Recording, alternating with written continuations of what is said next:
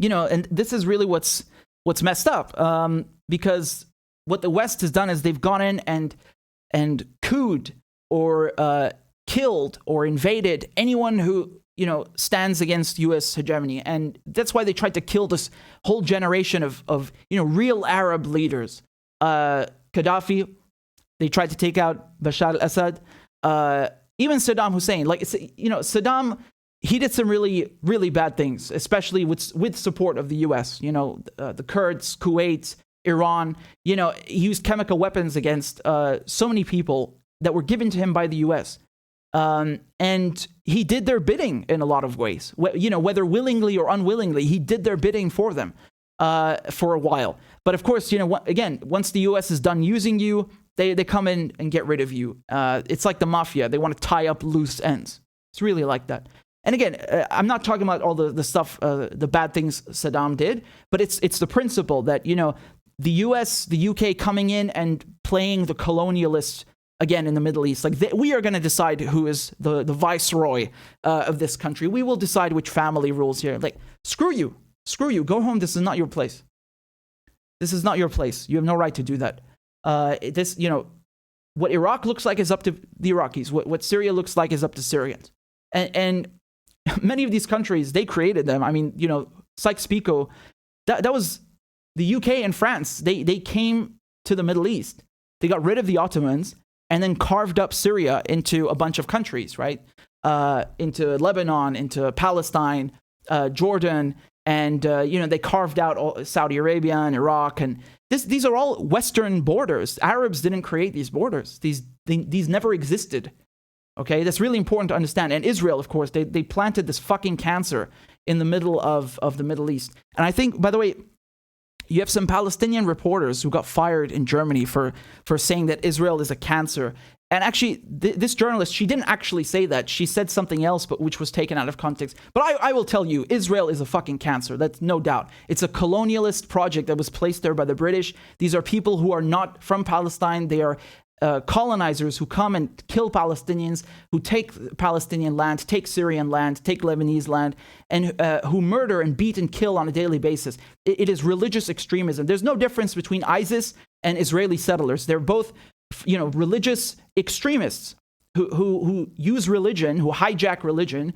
They give it a bad name, whether it's Islam or Judaism, and think that they speak for all Jews or they speak for all Muslims, and then they kill in the name of religion to achieve their political goals. And it's in the same region too, right? So it's just two different blends of religious extremism, which are really, who are they benefiting? Who benefits from this stuff? The West, right? When you divide and conquer and you create chaos and you prevent these countries from standing on their feet, they're constantly in a state of war. These groups, whether it's Israel or it's ISIS and Al-Qaeda, look who created them, look who funded them, and then you will understand who's benefiting from the chaos.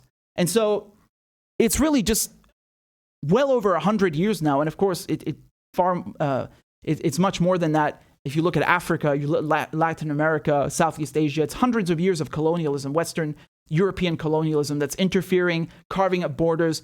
And that's why we're in a state where you have underdeveloped countries, right? It's not an accident that these countries, the exact same ones who are colonial powers, are so rich, and all of these countries which they colonized are not, and are dealing with problems all the time.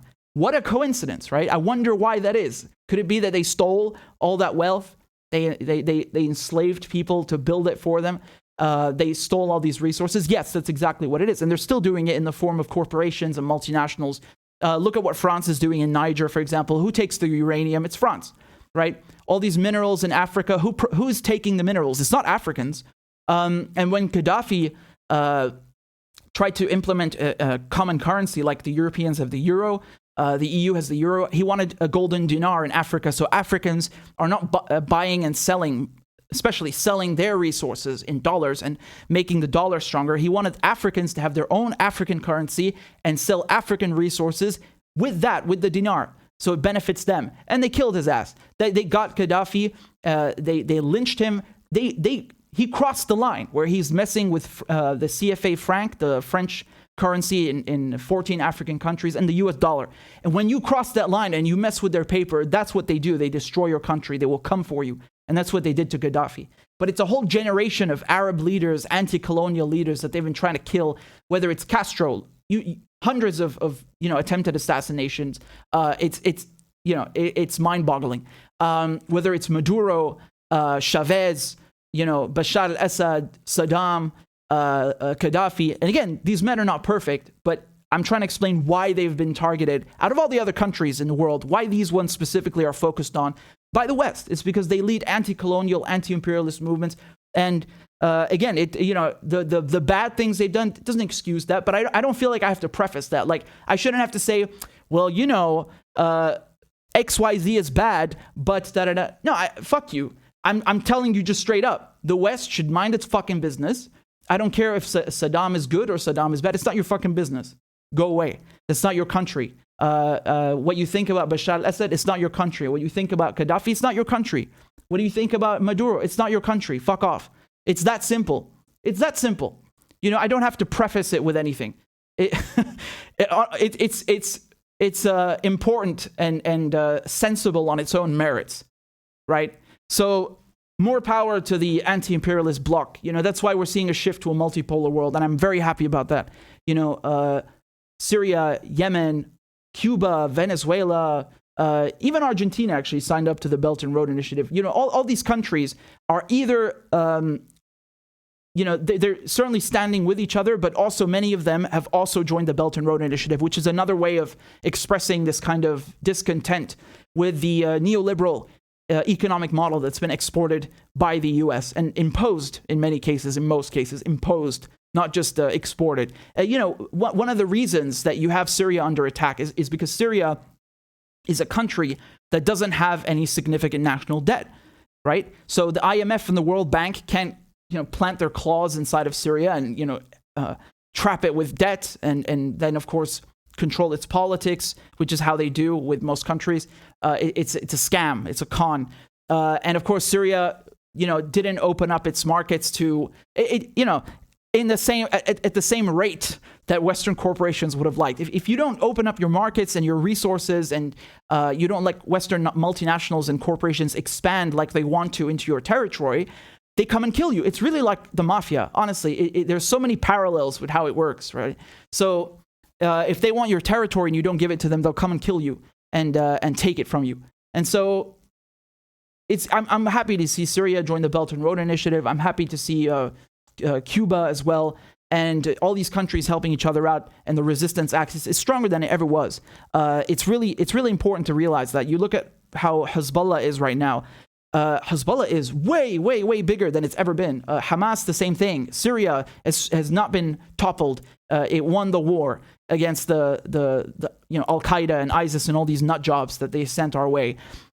Yemen is winning the war now. That doesn't mean these countries haven't suffered. They've suffered, and they're still suffering, but they are vanquishing the oppressors. And Cuba, 60 years embargo, still didn't fall, right? They tried to coup. They did coup in 2019.